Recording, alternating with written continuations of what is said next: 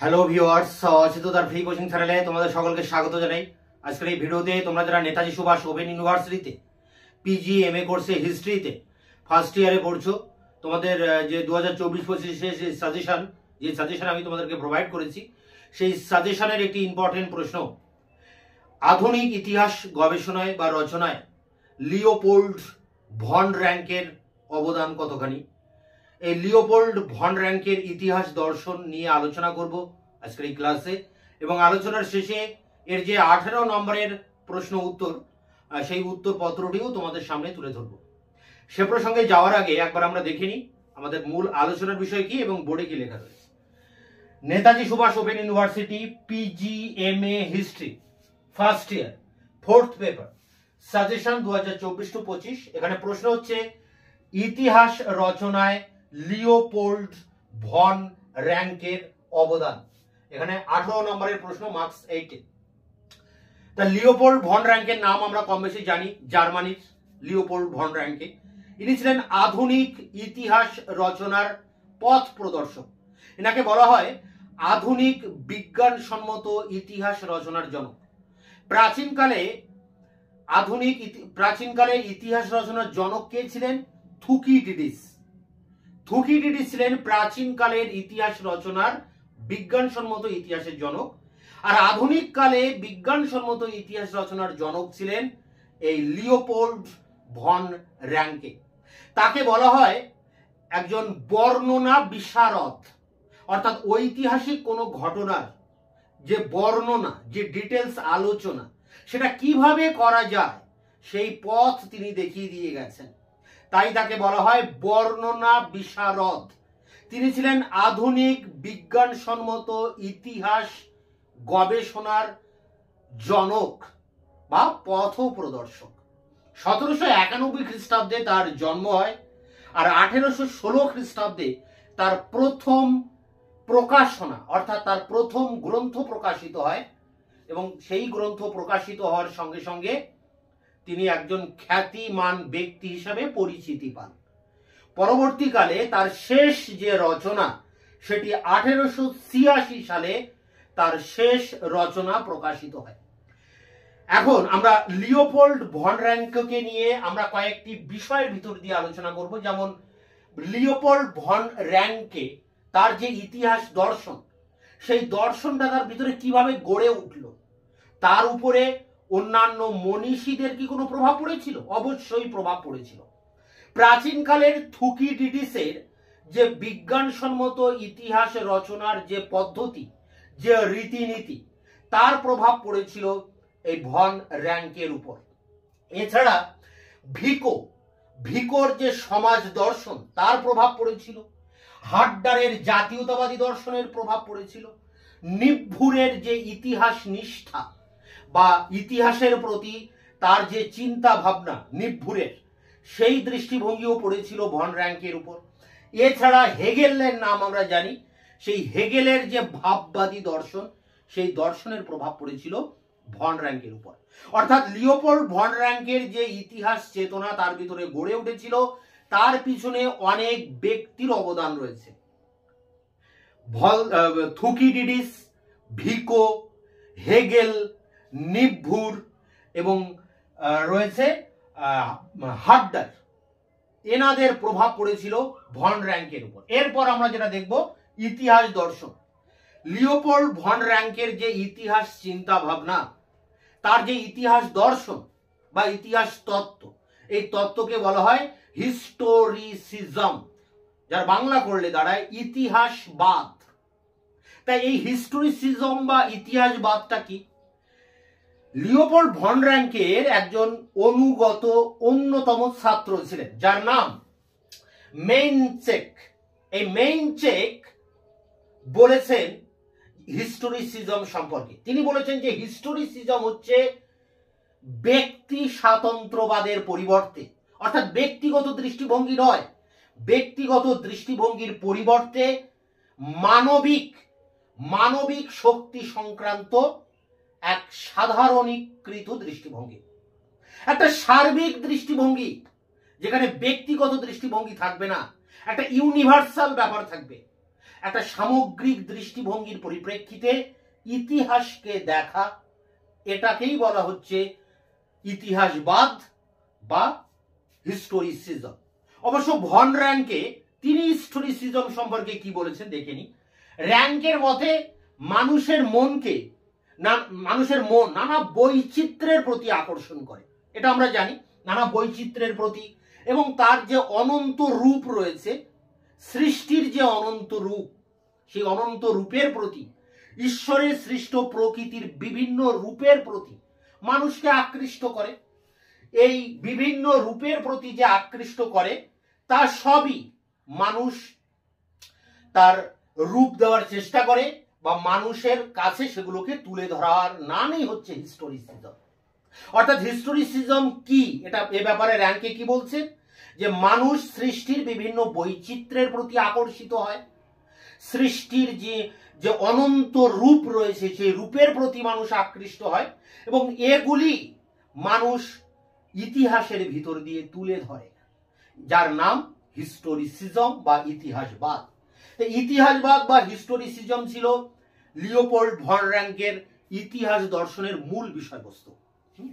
এরপর যেটা আমরা দেখব যে রাষ্ট্র সমাজ এগুলো সম্পর্কে তিনি কি বলেছেন। রাষ্ট্র সমাজ সম্পর্কে তিনি বলেছেন যে এগুলো হচ্ছে মানুষের সৃষ্টির আত্মার একটি রূপ, অর্থাৎ এগুলো মানুষ সৃষ্টি করেছে, রাষ্ট্র মানুষ সৃষ্টি করেছে, সমাজও মানুষ সৃষ্টি করেছে, এবং এগুলি হচ্ছে মানুষের আত্মার এক একটি রূপ।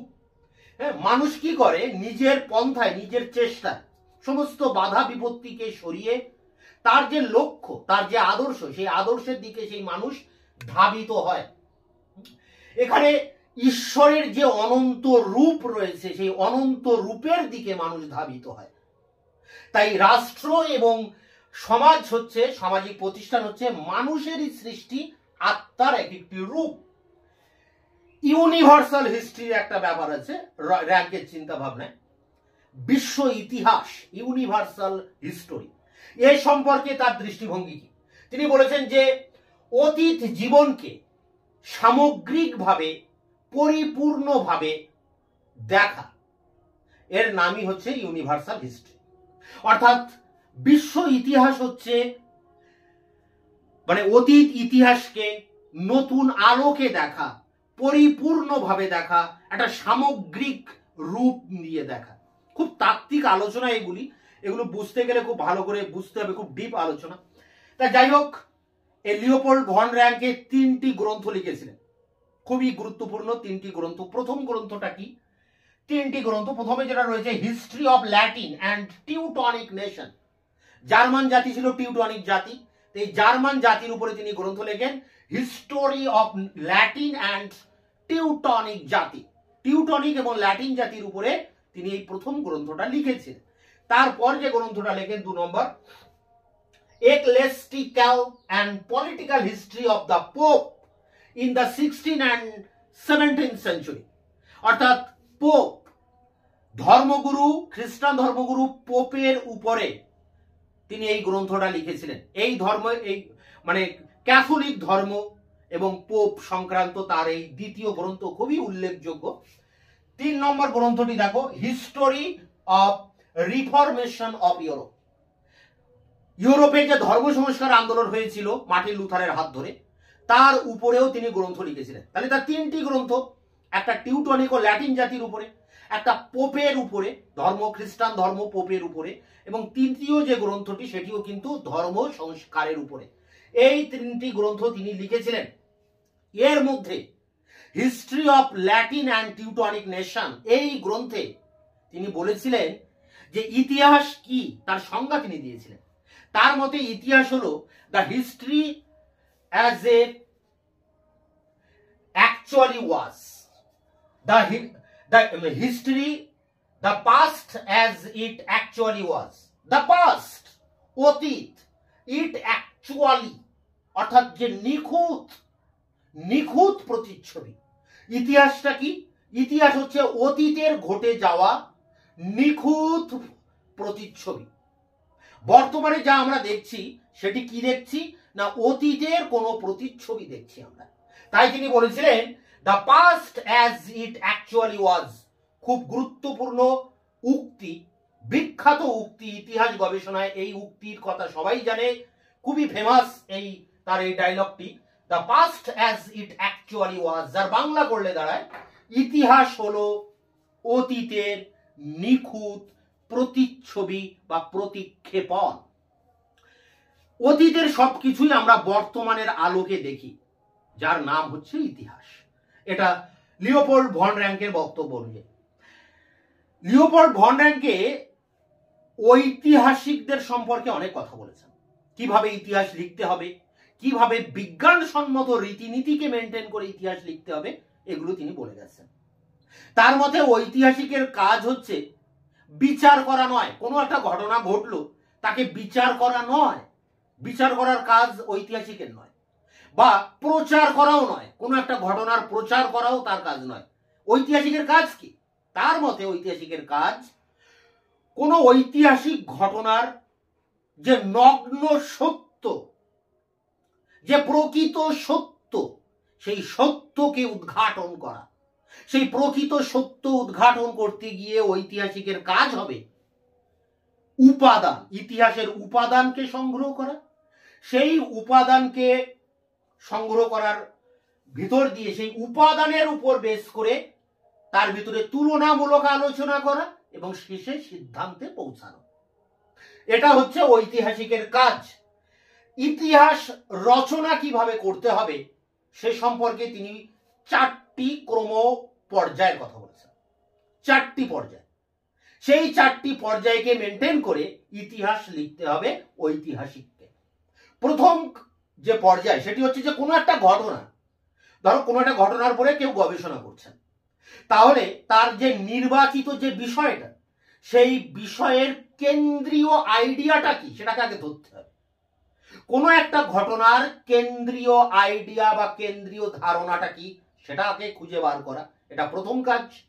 দ্বিতীয় যে কাজ, যদি একটা কেন্দ্রীয় আইডিয়া যেটা রয়েছে, কেন্দ্রীয় ধারণা, সেই ধারণার সাথে আরেকটি ধারণার যদি আবির্ভাব ঘটে, তাহলে দুটি ধারণার মধ্যে দ্বন্দ্ব দেখা দেবে। এক্ষেত্রে কোন ধারণাটি সঠিক, কোন ধারণাটি কেন্দ্রীয়, কোন ধারণাটি আসলে মানে ঘটিত ঘটনা, সেটাকে খুঁজে বার করতে হবে। তাহলে এটি তার দ্বিতীয় কাজ, মানে ঐতিহাসিকের দ্বিতীয় কাজ, যে দুটি আইডিয়ার মধ্যে দ্বন্দ্ব দেখা দিলে কেন্দ্রীয় আইডিয়াটিকে তথ্যের ভিত্তিতে তাকে প্রতিষ্ঠা করতে হবে। এটি তার দ্বিতীয় কাজ। এবং তৃতীয় যে কাজটি রয়েছে সেটি হচ্ছে যে কেন্দ্রীয় আইডিয়া যেটি বললাম, সেই আইডিয়াটির কার্যকারণ সম্পর্ক বার করতে হবে। কার্যকারণ, একটা কাজ হয়েছে, কেন হয়েছে, তার কারণটা কি, কোন কারণের ফলে কাজটা হলো, এই কার্যকারণ সম্পর্কটাকে তৈরি করতে হবে। এবং 4 নম্বর ক্রম পর্যায়ে যেটি, যে এগুলি সবই ঈশ্বরের পরিকল্পনা, ঈশ্বরের পরিকল্পনা হিসেবে এগুলিকে রূপ দিতে হবে, বাস্তবে রূপ দিতে হবে। এই 4টি ক্রম পর্যায়ের ভিতর দিয়ে ঐতিহাসিকরা ইতিহাস রচনা করবেন। অর্থাৎ ইতিহাস রচনার ক্ষেত্রে লিওপোল্ড ভন র্যাঙ্কে এই 4টি পর্যায়ের কথা বলেছেন, 4টি ক্রম পর্যায়। অ্যাকচুয়ালি ইতিহাস রচনার ক্ষেত্রে লিওপোল্ড ভন র্যাঙ্কে আরোহী পদ্ধতির কথা বলেছেন।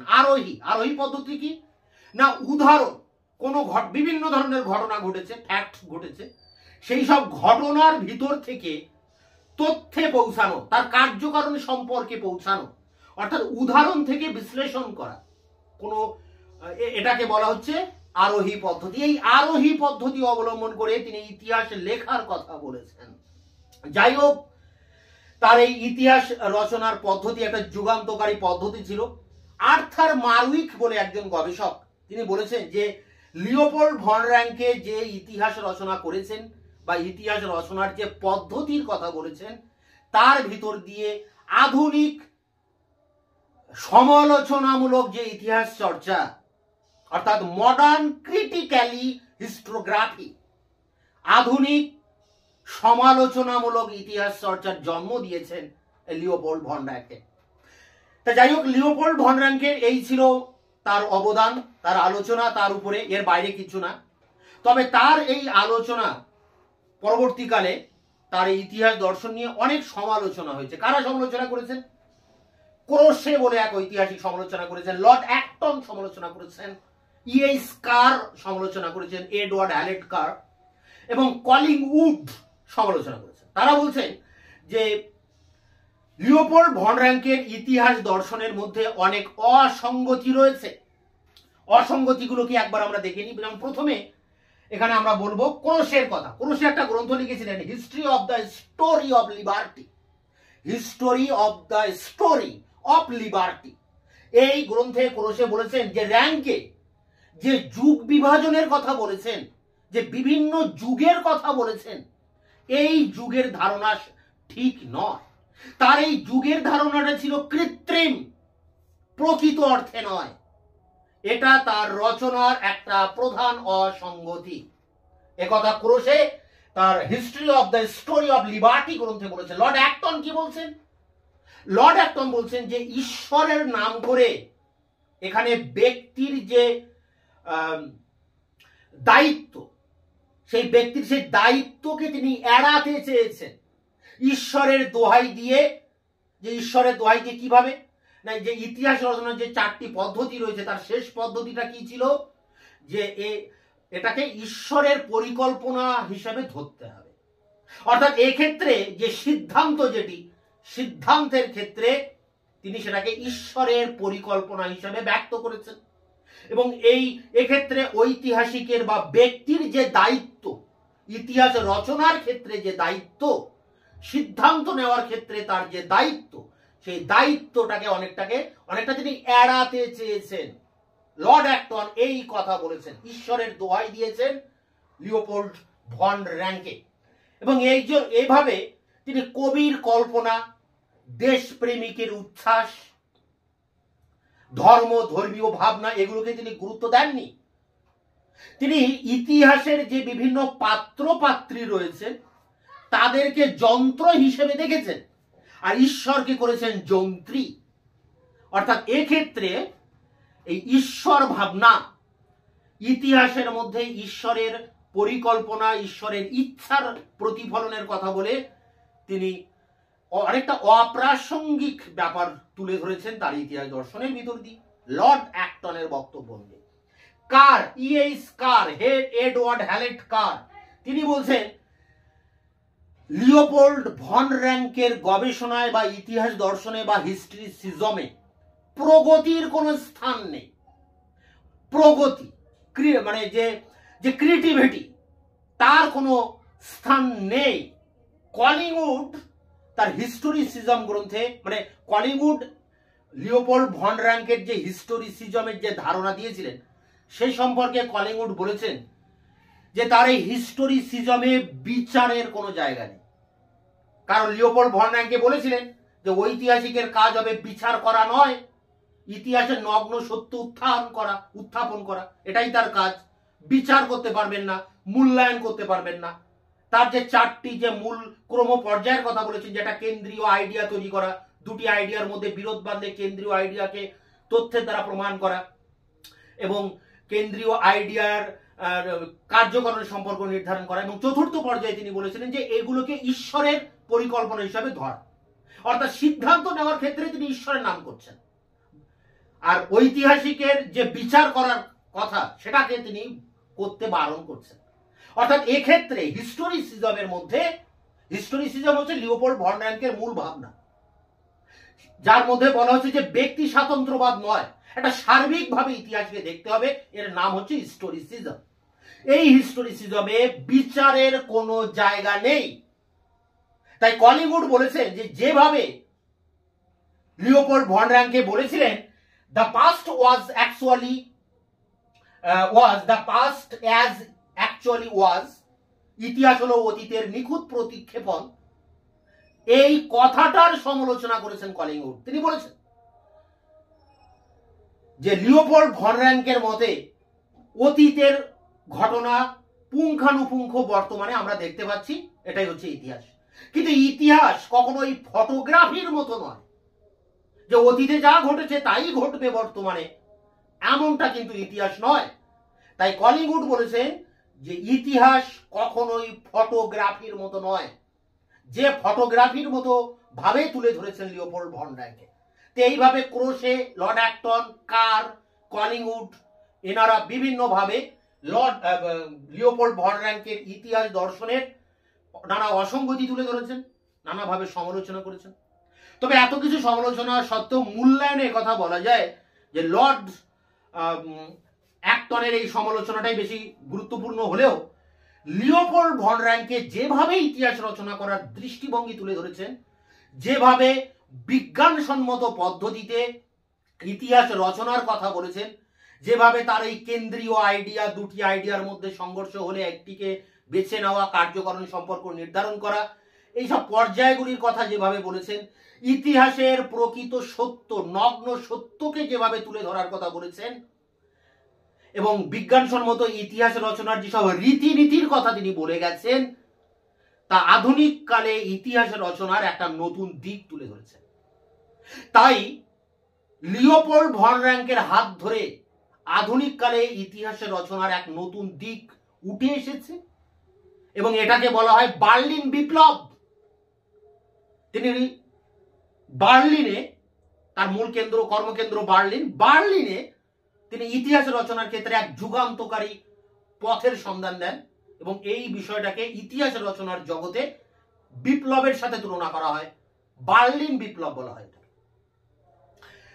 এবং শেষে তার যেসব গ্রন্থগুলো রয়েছে, গ্রন্থগুলোকে তুলে ধরতে হবে, গ্রন্থগুলোর বিষয়বস্তু কি সেটাকে উল্লেখ করতে হবে, তার হিস্টোরিসিজম যে তত্ত্ব সেটাকে আলোচনা করতে হবে, the past is as actually was এই কথাটার মানে কি সেটাকে ব্যাখ্যা করতে হবে, তার দৃষ্টিভঙ্গিতে ইতিহাস কি, তার দৃষ্টিভঙ্গিতে ইতিহাস রচনার পদ্ধতি কি, যে চারটি ক্রমপর্যায়ের কথা বলেছেন সেগুলো আলোচনা করতে হবে, ঈশ্বরের ভাবনাকে তিনি কিভাবে ইতিহাস রচনার কাজে ব্যবহার করেছেন সেটাকে দেখাতে হবে, ইউনিভার্সাল হিস্ট্রিটা কি সেটাও তার দৃষ্টিভঙ্গি থেকে দেখাতে হবে, এবং শেষে তার বিরুদ্ধে যে সমালোচনা হয়েছে সেই সমালোচনাও উল্লেখ করতে হবে। এইভাবে ধাপে ধাপে বিষয়টাকে অ্যান্সার করতে হবে। তাই এর যে উত্তর, খুব কোয়ালিটি, হাই স্ট্যান্ডার্ড কোয়ালিটির এক নোটস তোমাদের জন্য আমি এবার অন স্ক্রিনে আলোচনা করছি। র্যাঙ্কে ইতিহাস চর্চারী ইতিহাসে বর্ণনা বিশারদ, ঐতিহাসিক এবং বিজ্ঞানসম্মত ইতিহাস গবেষণা পদ্ধতির প্রবর্তক হিসেবে লিওপোল্ড ভন র্যাঙ্কে এক বহুখ্যাত ব্যক্তিত্ব। 1791 তিনি জন্মগ্রহণ করেন। 1814-তে তার প্রথম রচনা প্রকাশিত হয় আর তার শেষ রচনা প্রকাশিত হয় 1886-তে। র্যাঙ্কের ইতিহাস ভাবনা ও ঐতিহাসিক জীবন বিবিধ ক্রিয়াশীল প্রভাব এবং সঞ্জীবনী ব্যক্তিত্বের অবদানে সমৃদ্ধ। থুকিডিডেসের বিজ্ঞানসম্মত রচনারীতি, ভিকোর সমাজ দর্শন, হাড্ডারের জাতীয়তাবাদী দর্শন, নিভ্ভুরের ইতিহাস নিষ্ঠা এবং ইতিহাস রচনারীতির বৈজ্ঞানিক আঙ্গিক ও হেগেলের ভাববাদী দর্শনের প্রভাবে র্যাঙ্কের ইতিহাস ভাবনা ও ইতিহাস রচনারীতি সমৃদ্ধ হয়েছিল। প্যারা করে দেখো, র্যাঙ্কের ইতিহাস দর্শন হিস্টোরিসিজম নামে খ্যাত। প্রিয় শিষ্য ম্যানচেকের কথায় হিস্টোরিসিজম হলো ব্যক্তি স্বাতন্ত্র্যবাদী দৃষ্টিভঙ্গির পরিবর্ত ঐতিহাসিক মানবিক শক্তি সংক্রান্ত এক সাধারণীকৃত দৃষ্টিভঙ্গি। র্যাঙ্কের কথায় হিস্টোরিসিজম মানুষের মনকে সৃষ্টির বৈচিত্র্যের প্রতি ও তার অনন্ত রূপের প্রতি আকর্ষণ করে এবং তা সবই মানুষের কাছে তুলে ধরতে চায়। এ প্রসঙ্গে র্যাঙ্কে লেখেন, মানব সমাজ কোনো এক নিরাকার একক সত্তা নয়, মানব সমাজ এক বিচিত্র সমাজ, তার সংস্কৃতি ভিন্ন ভিন্ন প্রকৃতি বিশিষ্ট। প্রতিটি সমাজের অগ্রগতির ও তার সূক্ষ্ম পরিবর্তন তার নিজস্ব গঠন অনুসারে হয়ে থাকে। এই বিষয়টি সম্পর্কে প্রত্যয়নিষ্ঠ হয়ে লেখেন, তার ইতিহাস সংক্রান্ত ধারণা জাতি স্বাতন্ত্র্যের ধারণার উপরে দাঁড়িয়ে রয়েছে। প্যারা করে দেখো, র্যাঙ্কের ইতিহাস দর্শন অনুসারে রাষ্ট্র সহ সমূহ সামাজিক প্রতিষ্ঠান মানুষের আত্মারই প্রাথমিক সৃষ্টি। তারা জীবন্ত, তারা ব্যক্তিগত এবং প্রত্যেকেই অনন্য সত্তার অধিকারী। তারা প্রত্যেকেই নিজ নিজ পন্থায় বাধা বিপত্তি ঠেলে আদর্শের দিকে এগিয়ে চলেছে। তারা প্রত্যেকেই ঈশ্বরের একটি অনন্য ভাবনার মূর্ত রূপ।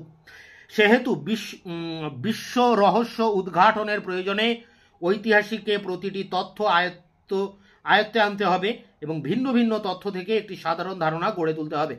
প্যারা করে র্যাঙ্কের হিস্টোরিসিজমে প্রতিটি রাষ্ট্র সহ সমূহ সামাজিক প্রতিষ্ঠান ও যুগ স্বতন্ত্র ধারণার পরিপন্থী। তবে ইউনিভার্সাল হিস্টোরি প্রসঙ্গে তিনি লেখেন, বিশ্বজনীন ইতিহাস মানব জাতির অতীত জীবনকে বিশেষ বিশেষ সম্পর্ক ও প্রবণতার পরিবর্তে সামগ্রিকভাবে ও পরিপূর্ণভাবে উপলব্ধি করতে সহায়তা করে থাকে। বিশ্বজনীন দৃষ্টিভঙ্গির অভাব যথার্থ জ্ঞান আহরণে সহায়ক নয়। এহেতু বিশেষায়িত গবেষণার ক্ষেত্রে বিশ্বজনীন দৃষ্টিভঙ্গির বিসর্জন সঙ্গত হতে পারে না। প্যারা করে দেখো, র্যাঙ্কের 3 বিশিষ্ট ইতিহাস গ্রন্থ হলো: 1 history of the Latin and Teutonic nation, 2 ecclesiastical and political history of the popes in 16th and 17th century, 3 রয়েছে history of the reformation in Europe. History of Latin and Teutonic নেশনে মুখবন্ধে ঐতিহাসিকের অন্বিষ্ট ঘোষণা করে র্যাঙ্কে লেখেন, ইতিহাস হবে the past as it actually was. এ প্রসঙ্গে তিনি আরও লেখেন, ঐতিহাসিকের কাজ বিচার কিংবা প্রচার নয়। ঐতিহাসিক অতীতকে বিচার করবেন না এবং ভবিষ্যৎ সম্পর্কে শিক্ষা দেওয়ার কথা বিষয়ে প্রয়াসী হবেন না। তার কাজ হবে নগ্ন সত্যের অনুপুঙ্খ অনুসন্ধান এবং সত্যের নিরলঙ্কার উদ্ঘাটন। প্যারা করে ইতিহাস রচনার ক্ষেত্রে র্যাঙ্কে আরোহী পদ্ধতি গ্রহণ করেন। এ বিষয়ে তিনি বলেন, পৃথক পৃথক তথ্য থেকে কোনো একটি বিষয় সম্পর্কে সহজেই একটি সাধারণ ঘটনা গড়ে উঠতে পারে। র্যাঙ্কে লেখেন, ঐতিহাসিককে অবশ্যই ঘটনার সমকালীন প্রাথমিক উপাদান সংগ্রহ করতে হবে এবং তুলনামূলক পদ্ধতি অনুসারে তাকে ঘটনা সম্পর্কে সিদ্ধান্তে পৌঁছাতে হবে। এছাড়া ইতিহাস রচনাকালে তাকে ঐশ্বরিক ঘটনা সম্পর্কে সবিশেষ সচেতন থাকতে হবে, কেননা প্রতিটি ঘটনার মধ্য দিয়ে ঐশ্বরিক নিয়ম প্রবাহিত হয়ে চলেছে। অন্তর্দৃষ্টির সাহায্যে ঐতিহাসিককে এই বিষয়টি ভালো করে বুঝে নিতে হবে। প্যারা করে ইতিহাস রচনার পদ্ধতি নির্দেশ প্রসঙ্গে র্যাঙ্কে লেখেন, ঐতিহাসিককে 4টি পর্যায়ক্রমিক স্তর সম্পর্কে সচেতন থাকতে হবে। ওই 4টি স্তর হলো: 1 ঐতিহাসিককে তার নির্বাচিত বিষয়ের কেন্দ্রগত আইডিয়াটি সর্বাগ্রে ভালো করে বুঝে নিতে হবে। উল্লেখ্য, history of Latin and Teutonic নেশনে কেন্দ্রগত আইডিয়া হলো প্রোটেস্ট্যান্ট মতবাদ। এরপরে দেখো 2 আছে, এক আইডিয়ার সাথে অপর কোনো আইডিয়ার সংঘর্ষ সম্পর্কে ঐতিহাসিককে সচেতন থাকতে হবে। সেরূপ হলে কেন্দ্রগত আইডিয়া সুস্পষ্ট রূপ পেয়ে যাবে এবং অংশ পূর্বের আলোয় প্রকাশিত হবে। এক্ষেত্রে history of Latin and Teutonic নেশনে বিবৃত প্রোটেস্ট্যান্ট ও ক্যাথলিক ধর্মমত দুটির সংঘর্ষকে দৃষ্টান্ত হিসেবে র্যাঙ্কে তুলে ধরেছেন। 3 কেন্দ্রগত আইডিয়ার কার্যকরণের সম্পর্কটি ঐতিহাসিককে ভালো করে অনুধাবন করতে হবে। 4 ইতিহাস রচনায় সর্বশেষ পর্যায়ে পৌঁছে ঐতিহাসিককে বুঝতে হবে ইতিহাসের মধ্য দিয়ে ঈশ্বরীয় পরিকল্পনা ক্রমশই প্রকাশিত হয়ে চলেছে। মানুষ তাকে নিয়ন্ত্রণ করতে কিংবা প্রভাবিত করতে পারে না। ইতিহাসের গ্রেট ম্যান পাত্রপাত্রী এক্ষেত্রে যন্ত্র এবং ঈশ্বর হলেন যন্ত্রী। প্যারা করে দেখো, র্যাঙ্কের ইতিহাস রচনা পদ্ধতি বিশ্লেষণ প্রসঙ্গে আর্থার মারউইক লিখেছেন, ঐতিহাসিক উপাদান সম্পর্কে সতর্ক অনুপুঙ্খ বিচার বিশ্লেষণের ভিত্তিতে তিনি যে পদ্ধতি প্রবর্তন করেন সেই সূত্রে মডার্ন ক্রিটিক্যাল হিস্টোগ্রাফির সূত্রপাত হয়। প্যারা করে এবার সমালোচনা দেখো, ক্রোশে, অ্যাক্টন, কার এবং কলিংউড প্রমুখ ঐতিহাসিক র্যাঙ্কের ইতিহাস চর্চার বিবিধ অসঙ্গতি তুলে ধরেছেন। ক্রোশে তার history as the story of liberty গ্রন্থে লিখেছেন, র্যাঙ্কের ধারণা অনুসারে প্রতিটি যুগ স্বতন্ত্র, কিন্তু তার এই ধারণা পুরোপুরি সত্য নয়, কেননা প্রতিটি যুগ শুধুমাত্র পূর্ববর্তী যুগের উপসংহার নয়, তা ভাবী যুগের সূচনাকালও বটে। ক্রোশে এর মতে র্যাঙ্কের যুগ বিভাজন নিতান্তই এক কৃত্রিম ব্যাপার। অ্যাক্টন লিখেছেন, ঈশ্বরের নাম করে র্যাঙ্কে ব্যক্তির দায়িত্ব এড়াতে চেয়েছেন এবং তথ্যের শৃঙ্খল রচনা করতে গিয়ে তিনি কবির কল্পনা, দেশপ্রেমিকের উচ্ছ্বাস ও ধর্ম ও ধর্মীয় আবেগকে কোনো মূল্যই দেননি। কার লিখেছেন, র্যাঙ্কের ইতিহাস চর্চায় প্রগতির কোনো স্থান নেই, তার ইতিহাস জনসাধারণ অনুপস্থিত এবং অর্থনৈতিক শক্তি ক্রিয়াহীন। কলিংউড তার আইডিয়া অফ হিস্টোরিতে র্যাঙ্কের অসঙ্গতি প্রসঙ্গে লিখেছেন, 1 র্যাঙ্কে হিস্টোরিসিজমে বিচারের কোনো স্থান নেই, কিন্তু ইতিহাস লেখার ক্ষেত্রে এই বিষয়টি গুরুত্বপূর্ণ। 2 র্যাঙ্কে ইতিহাস ও বিজ্ঞানকে সমদৃষ্টিতে ফেলেছেন, কিন্তু তা ঠিক নয়, কারণ একজন বিজ্ঞানী পরীক্ষাগারে একই ঘটনা বারবার ঘটাতে পারেন, কিন্তু একজন ঐতিহাসিকের পক্ষে পুনরায় রিফরমেশন বা ফরাসি বিপ্লব সংগঠিত করা সম্ভব নয়। 3 র্যাঙ্কের কথা, ইতিহাস রচনা হলো অতীতের নিখুঁত প্রতিক্ষেপণ, কিন্তু ইতিহাস রচনা ফটোগ্রাফির মতন নয়। ইতিহাস রচনাকালে ঐতিহাসিককে অতীতের পুনর্নির্মাণ করতে হয়। প্যারা করে এটি শেষ প্যারা, উপরোক্ত সমালোচনা সত্ত্বেও একথা অনস্বীকার্য, অদ্যাবধি র্যাঙ্কে তার ইতিহাস দর্শন ও রচনা রীতির জন্য অবিসংবাদী মহত্বের অধিকারী হয়ে রয়েছেন। তো এই ছিল লিওপোল্ড ভন র্যাঙ্কের ইতিহাস দর্শন। এটি সংগ্রহ করে পরীক্ষার প্রস্তুতি নাও। তোমাদের সাজেশনের অন্যান্য প্রশ্নের উত্তর নিয়ে খুব দ্রুত আবার তোমাদের সামনে এসে হাজির হচ্ছি। ততক্ষণে চ্যানেলকে সাবস্ক্রাইব করে রাখবে, বন্ধুদের কাছে শেয়ার করবে, নিজেদের মতামত জানাবে এবং ভিডিওটি ভালো লাগলে অবশ্যই একটা লাইক দেবে।